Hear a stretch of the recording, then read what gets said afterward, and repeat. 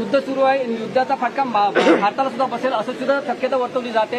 60 रुपयांनी गॅस सुद्धा मागलाय। कसं पाहता काय आव्हान करा लोकांना या संदर्भात? बघा, मी पहिल्यांदा आपल्या सगळ्यांना सांगतो आणि विशेषतः माध्यमांना सांगतो, लोकांमध्ये पॅनिक तयार करू नका। भारत सरकारने अतिशय स्पष्टपणे या संदर्भातली भूमिका मांडली आहे। भारताच्या एनर्जी सिक्युरिटीच्या संदर्भात कशा प्रकारे मोदीजींनी पावलं उचलली आहेत ही आपल्यासमोर आलेली आहेत।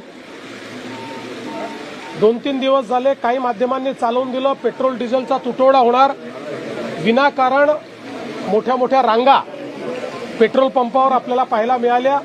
भारत सरकारने सांगितलं अशी कुठलीही कमतरता होणार नाही।